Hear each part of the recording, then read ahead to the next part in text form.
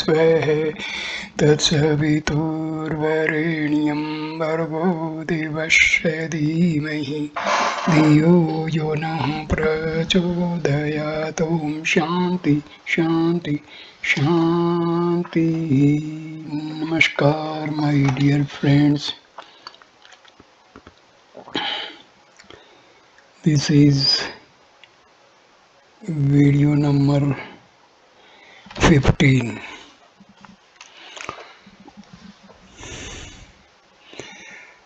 On Talks with Swami Vivekananda. This video starts with chapter number 2, talk number 4. Reminiscences, pranayama, thought reading, knowledge of previous births. A day or two later, as I was coming out of my house intending to pay a visit to Swamiji, I met two of my friends who expressed a wish to accompany me as they wanted to ask Swamiji something about pranayama.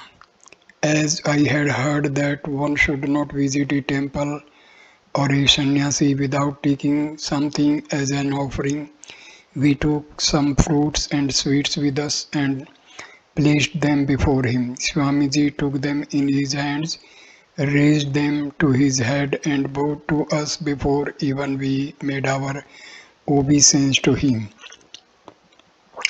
One of the two friends with me had been a fellow student of his. Swamiji recognized him at once and asked about his health and welfare. Then he made us sit down by him. There were many others there who had come to see and hear him. After replying to a few questions put by some of the gentlemen, Swamiji in the course of his conversation began to speak about pranayama. First of all, he explained through modern science the origin of matter from the mind and then went on to show what pranayama is. All three of us had carefully read beforehand his book called Raja Yoga. But from what we heard from him that day about pranayama, it seemed to me that very little of the knowledge that was in him had been recorded in that book. I understand also that what he said was not mere book learning, for who could explain so lucidly and elaborately all the intricate problems of religion, even with the help of science, without himself realizing the truth. His conversation on pranayama went on from 3:30 till 7:30 in the evening. When the meeting dissolved and we came away, my companions asked me how Swamiji could have known the questions that were in their hearts and whether I had communicated to him their desire for asking those questions.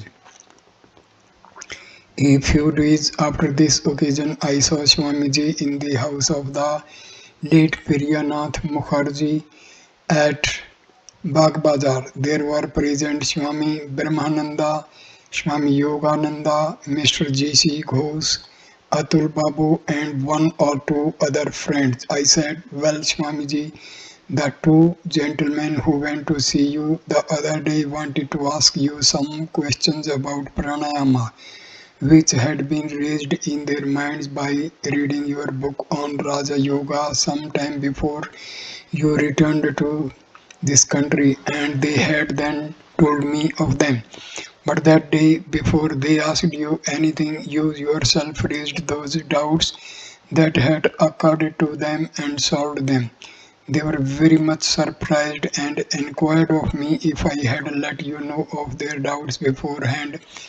Swamiji replied, "Similar occurrences having come to pass many times in the West, people often used to ask me, how could you know the questions that were agitating our mind? This knowledge does not happen to me so often, but with Sri Ramakrishna it was almost always there." In this connection, Atul Babu asked him, You have said in Raja Yoga that one can come to know all about one's previous births. Do you know them yourself, Swamiji? Yes, I do. Atul Babu, what do you know? Have you any objection to tell? Swamiji, I can know them. I do know them, but I prefer not to see anything in detail.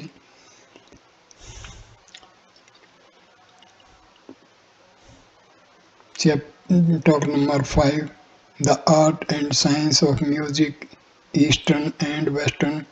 It was an evening in July 1898 at the Mutt in Nilambar Mukherjee's garden house. Belur Swamiji, with all his disciples, had been meditating, and at the close of the meditation came out and sat in one of the rooms. As it was raining hard and a cold wind was blowing, he shut the door and began to sing to the accompaniment of Tanpura. The singing being over, a long conversation on music followed. Swami Shivananda asked him, "What is Western music like?" Swamiji, "Oh, it is very good. There is in it a perfection of harmony which we have not attained. Only to our untrained ears it does not sound well. Hence we do not like it, and we think that the singers howl like jackals." I also had the same sort of impression, but when I began to listen to the music with attention and study it minutely, I came more and more to understand it, and I was lost in admiration. Such is the case with every art. In glancing at a highly finished painting, we cannot understand where its beauty lies. Moreover, unless the eye is to a certain extent trained, one cannot appreciate the subtle touches and blendings, the inner genius of a work of art. What real music we have lies in Kirtan and Drupad. The rest has been spoiled by being modulated according to the Islamic method. Do you think that singing the short and light airs of Tappa songs in a nasal voice and befitting like lighting from one note to another by fits and starts are the best things in the world of music? Not so. Unless each note is given full play in every scale, all the science of music is marred.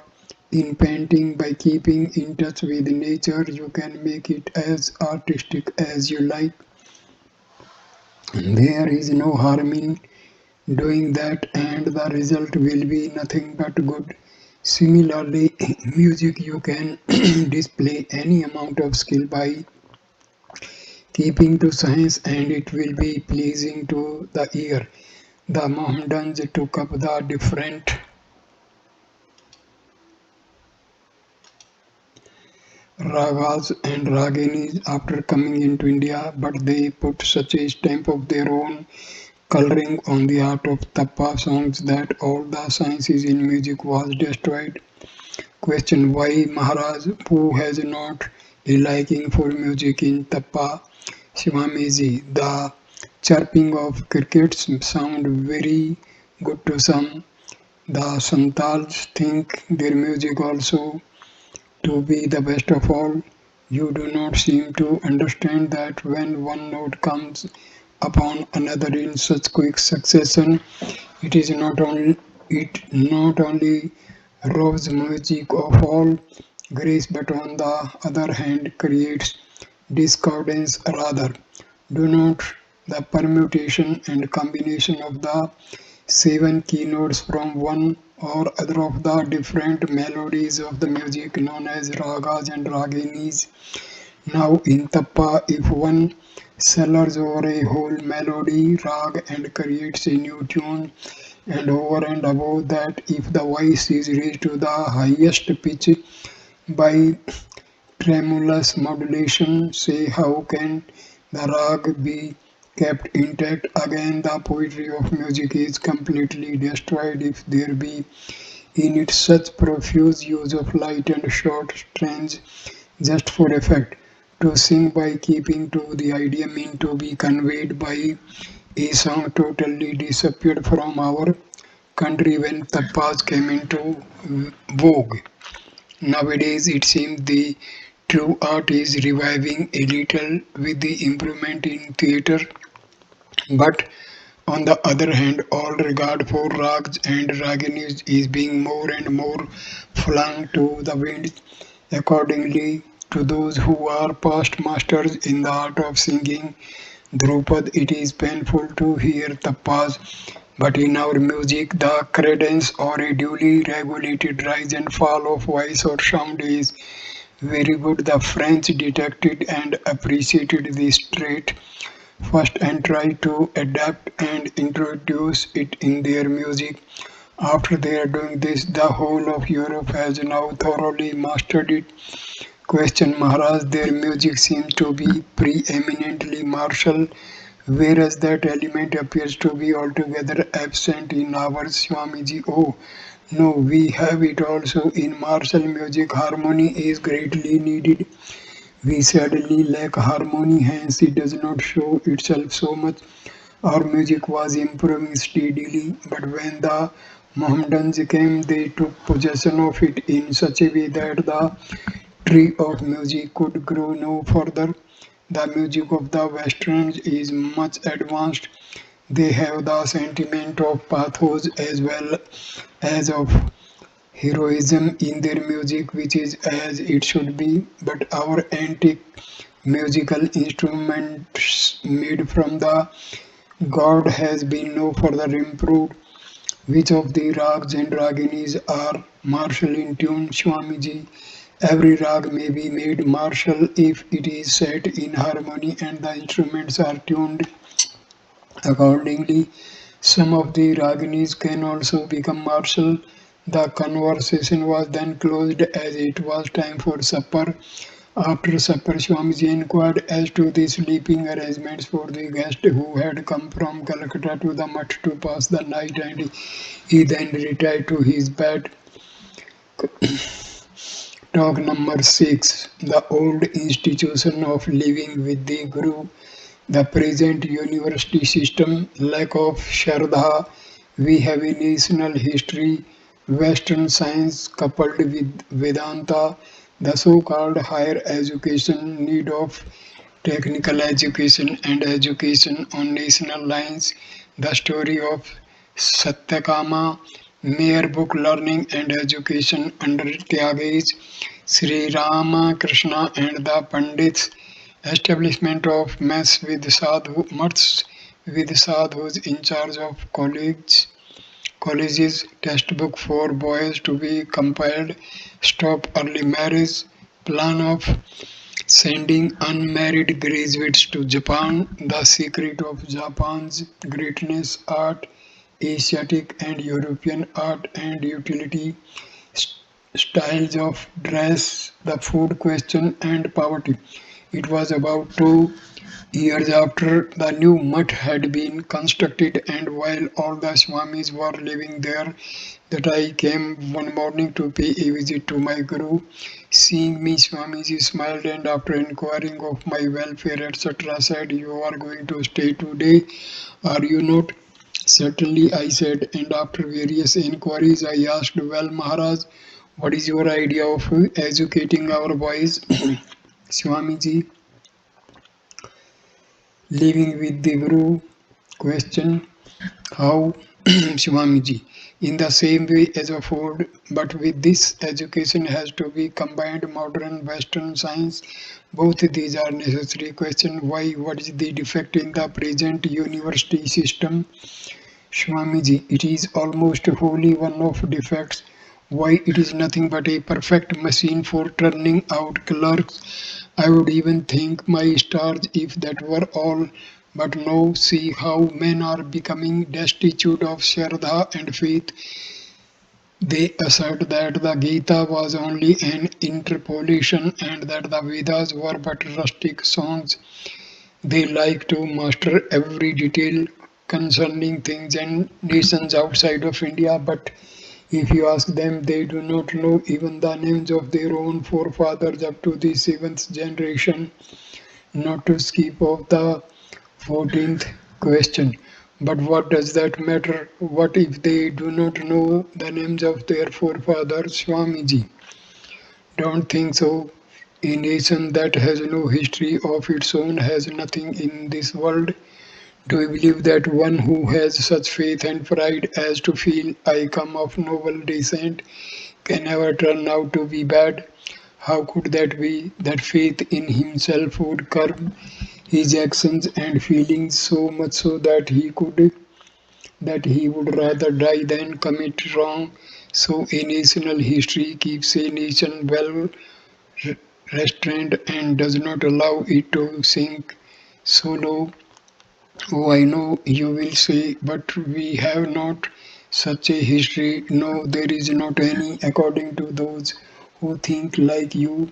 Neither is there any according to your big university scholars, and so also think those who, having travelled through the West in our great rush, come back dressed in European style and assert we have nothing, we are barbarians. Of course, we have no history exactly like that of other countries. Suppose we take rice and the Englishmen do not. Would you, for that reaction, for that reason, imagine that they all die of starvation and are going to be exterminated? They live quite well on what they can easily procure or produce in their own country and is suited to them. Similarly, we have our own history exactly as it ought to have been for us. Will that history be made extinct by shutting your eyes and crying, alas, we have no history? Those who have eyes to see find a luminous history there, and by the strength of that, they know the nation is still alive, but that history has to be rewritten. It should be restated and suited to the understanding and ways of thinking which our men have acquired in the present age through Western education. Question. How has that to be done, Swamiji? That is to be a subject for a talk now. However, to bring that about, the old institutions of living with the Guru and similar systems of imparting education are needed. What we want are Western science coupled with Vedanta, Brahmacharya as the guiding motto, and also Shraddha and faith in one's own self. Another thing that we want is the evolution of that system which aims at educating our boys in the same manner as that of the man who battered his ass, being advised that it could thereby be turned into a horse. Question. What do you mean by that, Swamiji? You see, no one can teach anybody. The teacher spoils everything by thinking that he is teaching. Thus, Vedanta says that within man is all knowledge, even in a boy it is so, and it requires only an awakening, and that much is the work of a teacher. We have to do only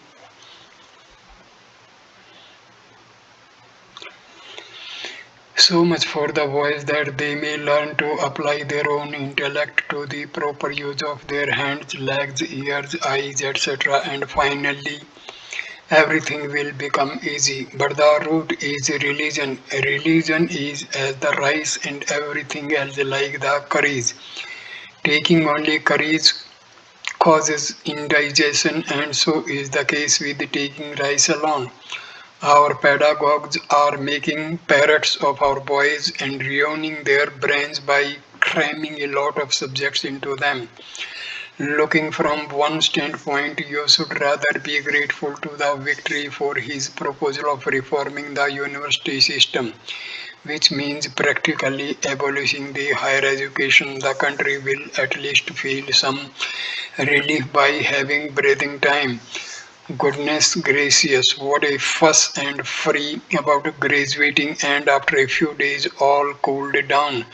All after all that, what is if they learn but that what religion and customs we have are all bad and what the Westerns have are all good. At least they cannot keep the wolf from the door. What does it matter if this higher education remains or goes? It would be better if the people got a little technical education so that they might find work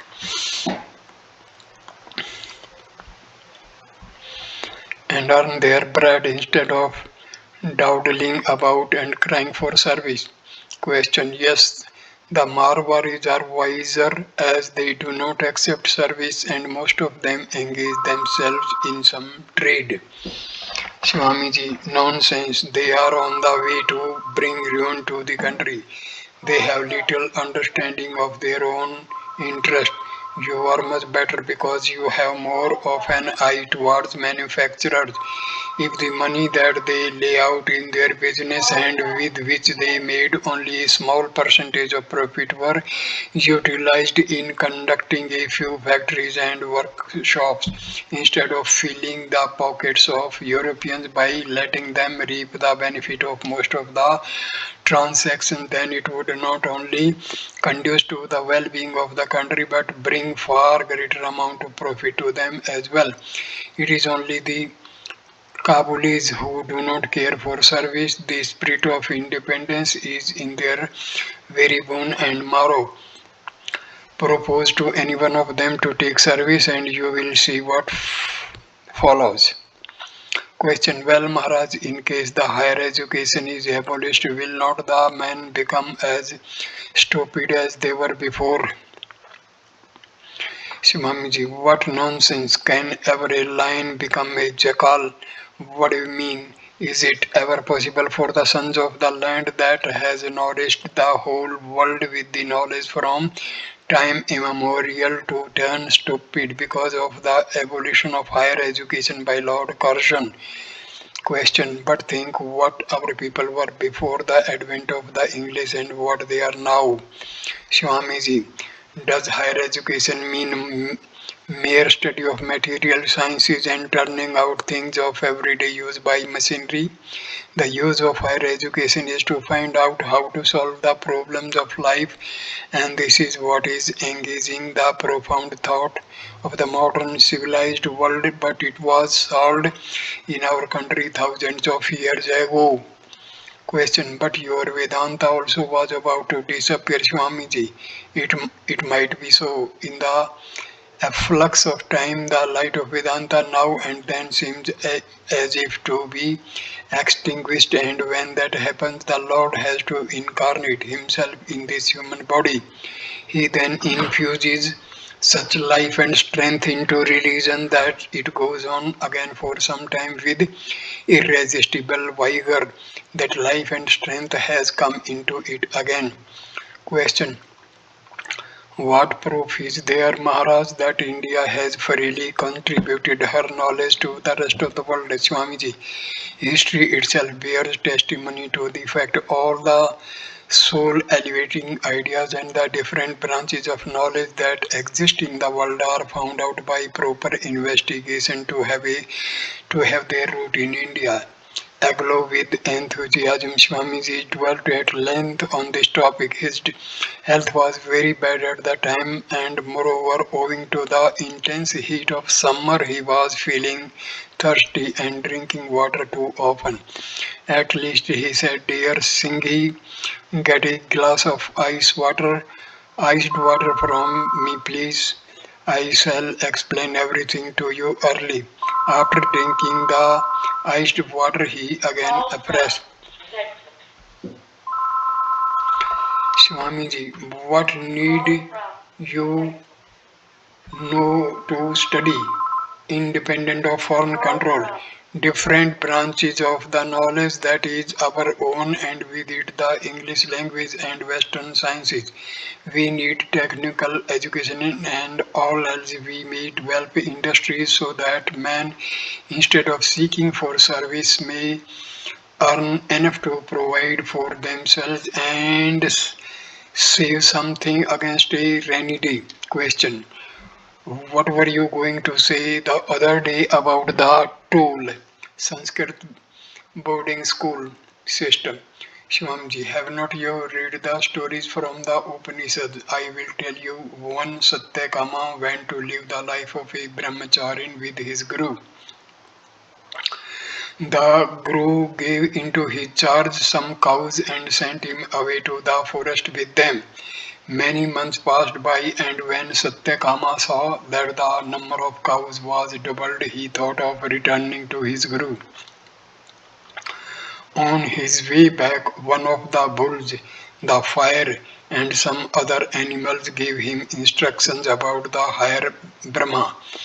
When the disciple came back, the Guru at once saw by a mere glance at his face that the disciple had learned the knowledge of the Supreme Brahma. Now, the moral this story is meant to teach is that true education is gained by constant living in communion with nature. Knowledge should be acquired in that way, otherwise, by educating yourself in the toll of a Pandit, you will be only a human ape all your life. One should live from his very boyhood with one whose character is like a blazing fire and should have before him a living example of the highest teaching. Mere reading that it is a sin to tell a lie will be of no use. Every boy should be trained to practice absolute brahmacharyas and then only faith and shraddha will come. Otherwise, why will not one who has no shraddha and faith speak an untruth? In our country, the imparting of a knowledge has always been through men of renunciation. Later, the Pandits, by monopolizing all knowledge and restricting it to the told, have only brought the country to the brink of ruin. India had all good prospects so long as the Tyagis, men of renunciation, used to impart knowledge. Impart knowledge. Question. What do you mean by Maharaj? There are no sannyasis in other countries, but see how, by dint of their knowledge, India is laid prostrate under their feet. Swamiji, don't talk nonsense, my dear. He, Hear what I say. India will have to carry others' shoes forever on her head if the charge of imparting knowledge to her sons does not again fall upon the shoulders of Tyagis. Don't you know how an illiterate boy possessed of renunciation turned the heads of your great old Pandits? Once at the Dakshineshwar temple, the Brahmana who was in charge of the worship of Vishnu broke a leg of the image. Pandits were brought together at a meeting to give their opinions, and they, after consulting old books and manuscripts, declared that the worship of this broken image could not be sanctioned according to the Shastras, and a new image would have to be consecrated. There was consequently a great stir. Sri Ramakrishna was called at last. He heard and asked, does a wife forsake her husband in case he becomes lame? What followed? The Pandits were struck dumb. All their shastric commentaries and learned comments could not withstand the force of this simple statement. If that was true, why should Sri Ramakrishna come down to this earth, and why should he disgrace mere book learning so much? That new life force which he brought with him has to be instilled in learning and education, and then the real work will be done. But what is easier said than? Swamiji, had it been easy, it would not have been necessary for him to come. What you have to do now is to establish a mutt in every town and in every village. Can you do that? Do something, at least start a big mutt in the heart of Calcutta. A well-educated sadhu should be at the head of that center, and under him there should be departments for teaching practical science and arts with a specialized sannyasin in charge of each of the departments. Question. Where will you get such sadhus, Swamiji? We have to make and manufacture them. So I always say that some young men with burning patriotism and renunciation are needed. None can master a thing perfectly in so short a time as the Tyagis will. After a short silence, Swamiji said, Singhi, there are so many things left to be done for our country that thousands like you and me are needed. What will mere talk do? See, see to that a miserable condition the country is reduced. Now do something. We have not even got a single book well suited for the little boys. Question. Why there are so many books of Ishwar Chandra Vidyasagar for the boys? No sooner had I said this than he laughed out and said, Yes, there you read. Ishwar Nirakar Chaitanya Swarup. God is without form and of the essence of pure knowledge. Dubal Ati Subodh Balak. Dubal is a very good, intelligent boy, and so on. That won't do. We must compile some books in Bengalis as well as in English with short stories from the Ramana, the Mahabharata, and the Upanishads, etc., in very easy and simple language, and these are to be given to our little boys to read. It was about 11 o'clock by this time. The sky became suddenly overcast and a cold wind began to blow. Swamiji was greatly delighted at the prospect of rain. He got up and said, Let us Singhi have a stroll by the side of the Ganges. We do so, and he recited many stanzas from Meghdut of Kalidasa. But the one undercurrent of thought that was all the time running through his mind was the good of India. He exclaimed, Look here, Singhi, can you do one thing? Can you put a stop to the marriages of our boys for some time? I said, Well, Maharaj, how can we think of that when the Babus are trying, on the other hand, all sorts of means to make marriage cheaper? Swamiji, don't trouble your head on that score. Who can stem the tide of the time? All such agitations will end in empty sound. That's all. The dearer the marriages become, the better for the country. What a hurry, scurry of passing examinations and marrying right off. It seems as if no one is to be left a bachelor, but it is just the same thing again next year. After a short silence, Swamiji again said, If I can get some unmarried graduates, I may try to send them over to Japan and make them arrangements for their technical education there so that when they come back they may turn their knowledge to the best account for India. What a good thing that would be. Question. Why, Maharaj? Is it better for us to go to Japan than to England? Swamiji. Certainly, in my opinion, if all our rich and educated men once go and see Japan, their eyes will be opened. How? Question. How? Swamiji.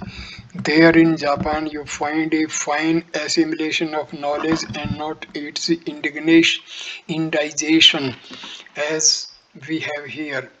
They have taken everything from the Europeans, but they remain Japanese all the same and have not turned Europeans. While in our country, the terrible mania of becoming westernized has seized upon us like a plague. I said, Maharaj, I have seen some Japanese paintings. One cannot but marvel at their art. Its inspiration seems to be something which is their own and beyond imitation. Swamiji, quite so. They are great as a nation because of their art. Don't you see, they are Asiatics as we are, and though we have lost almost everything, yet what we still have is wonderful. The very soul of the Asiatic is interwoven with art. The Asiatic never uses a thing unless there be art in it. Don't you know that art is with us a part of religion? How greatly is a lady admired among us who can nicely paint the floors and walls on auspicious occasions with the paste of rice powder. How great an artist was Sri Ramakrishna himself. Question. The English art is also good, is it not? Swamiji, what a stupid fool you are. But what is the use of blaming you when what seems to be the prevailing way of thinking? Alas, to such a state is our country reduced. The people will look upon their own gold as brass, while the brass of the foreigner is gold to them. This is indeed the magic wrought by modern education. Know that since the time the Europeans have come into contact with Asia, they are trying to infuse art into their own life. Myself, if others hear you talk like this, Maharaj, they will think that you take a pessimistic view of things. Swamiji, naturally, what else can they think who move in a rut? How I wish I could show you everything through my eyes. Look at their buildings, how commonplace, how meaningless they are. Look at those big government buildings. Can you just by seeing their outsides make out any meaning for which each of them stands? No, because they are all so unsymbolical. Take again the dress of Westerners, their stiff coats and straight pants fitting almost tightly to the body are, in our estimation, hardly decent, is it not so? And oh, what beauty indeed in that! Now go all our motherland and see if you cannot read aright from their very appearance the meaning for which our buildings stand and how much art there is in them.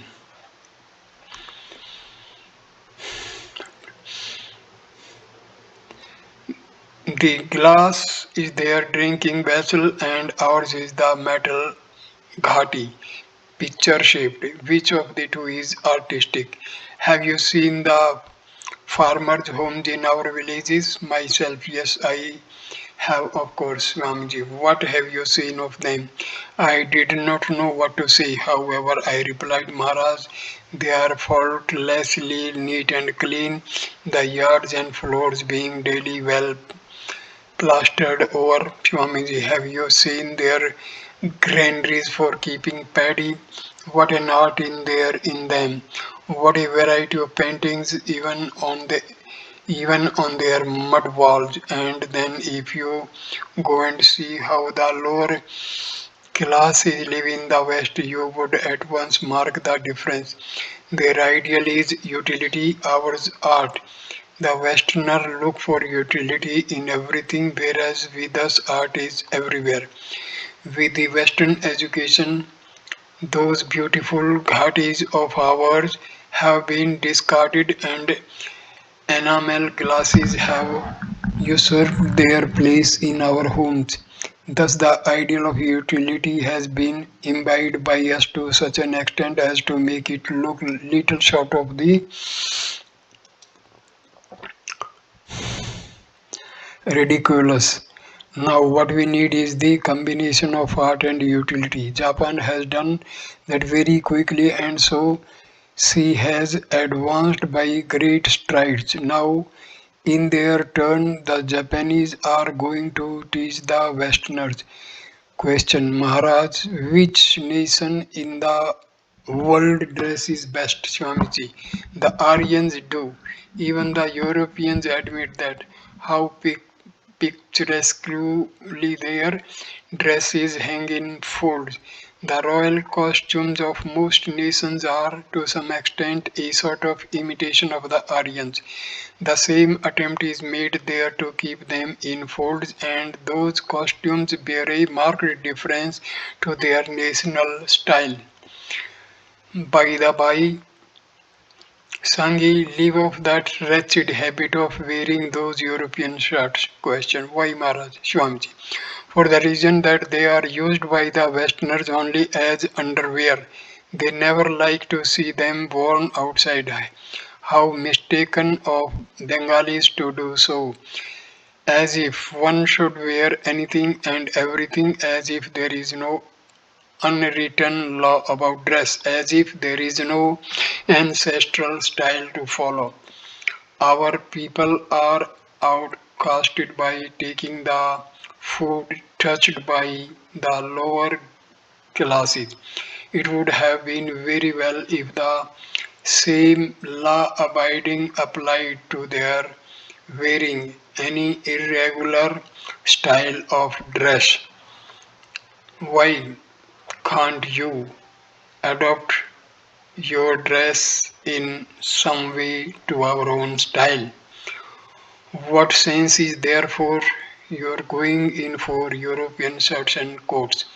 It began to rain now, and the dinner bell also rang, so we went in to partake of the prasada with others. During the meal, Swamiji said, addressing me, concentrated food should be taken. To fill the stomach with a large quantity of rice is the root of laziness. A little while after he said again, look at the Japanese. They take rice with the soup of split pulses twice or thrice a day, but even the strongly built take little at a time, though the number of meals may be more. Those who are well to do among them take meat daily. Twice a day we stuff ourselves up to the throat, as it were, and the whole of our energy is exhausted in digesting such a quantity of rice. Question. Is it feasible for us Bengali, poor as we are, to take meat? Swamiji, why not? You can afford to have it in small quantities. Half a pound a day is quite enough. The real evil is idleness, which is the principal cause of our poverty. Suppose the head of a firm gets displeased with someone and decreases his pay, or out of 3 or 4 bread-winning sons in a family, one suddenly dies. What do? Why, they at once curtail the quantity of milk for the children, or live on one meal a day, having a little popped rice or so at night. But what else can they do under the circumstances, Swamiji? Why can they not exert themselves and earn more to keep up their standard of food? But no, they must go to their local addas, rendezvous, and idle hours away. Oh, if they did but know how they waste their time.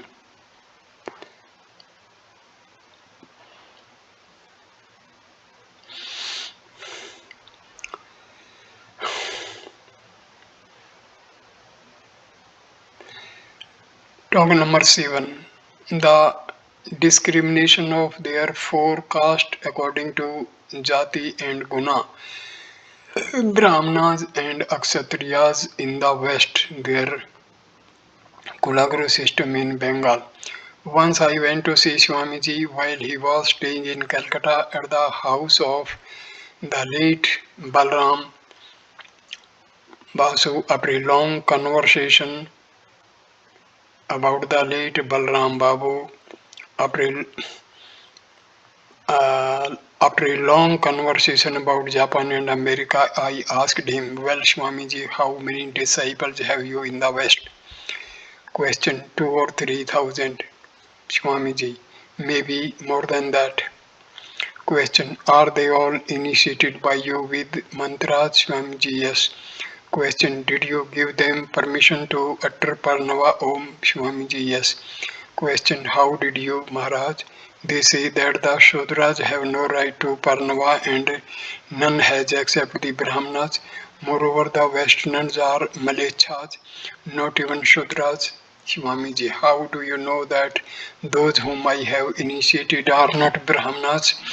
Myself, where could you get Brahmanas outside India in the lands of the Yavanas and Malechas? Swamiji, My disciples are all Brahmanas. I quite admit the truth of the words that none except the Brahmanas has the right to Parnava. But the son of a Brahmana is not necessarily always a Brahmana. Though there is every possibility of his being one, he may not become so. Did you not hear that the nephew of a Aghor Chakravarti of Bagh Bazar became a sweeper and actually used to do all the menial service of his adopted caste? Was he not the son of a Brahmana? The Brahmana caste and the Brahmanya qualities are two distinct things. In India, one is held to be a Brahmana by one's caste, but in the West, one should be known as much by one's Brahmanya qualities. As there are three gunas, Sattva, Rajas and Tamas, so there are gunas which show a man to be a Brahmana, a Kshatriya, Vaishya or a Shudra. The qualities of being a Brahmana or a Kshatriya are dying out from the country. But in the West they have now attained to Kshatriyahood, from which the next step is Brahmanahood, and many there are who have qualified them for that. Question. Then you call those Brahmanas who are Sattvic by nature? Swamiji, quite so. As there are Sattva, Rajas and Tamas, one or other of these gunas more or less in every man, so the qualities which make a Brahmana, a Kshatriya, Vaishya or a Shudra are inherent in every man, more or less. But at times one or other of these qualities predominates in him in varying degrees and is manifested accordingly. Take a man in his different pursuits, for example. When he is engaged in serving another for pay, he is Sudrahood. When he is busy transacting some piece of business for profit on his own account, he is a Vaishya. When he fights to right wrongs, then the qualities of a Kshatriya come out in him. And when he meditates on God or passes his time in conversation about him, then he is a Brahmana. Naturally, it is quite possible for one to be changed from one caste to into another. Otherwise, how did Vishwamitra become a Brahmana and Parshurama a Kshatriya? Question. What you say about seems to be quite right, but why then do not our Pandits and family gurus teach us the same thing, Swamiji? That is one of the great evils of our country, but let the matter rest now.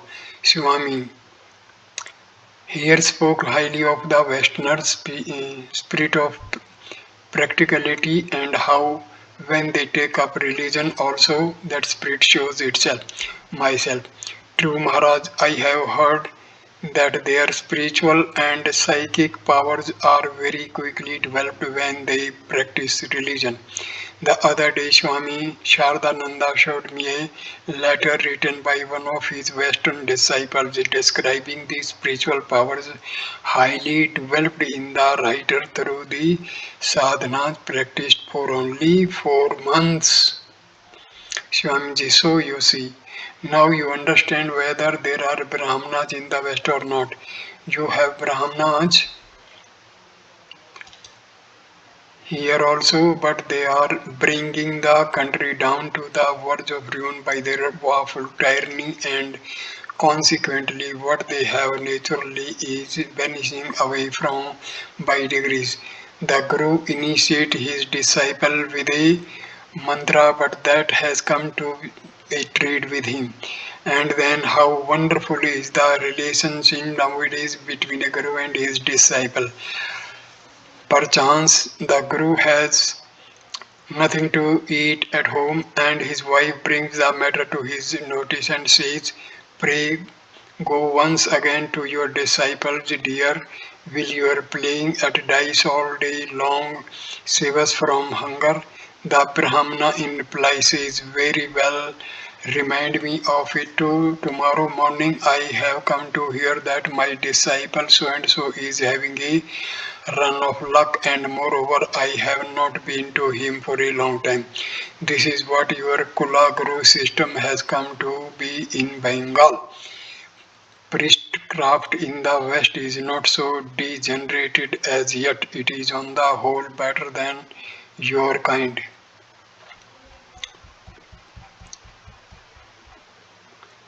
So I stop this video here. Next video will start with chapter number 3, Surendranath Sen, talk number 1.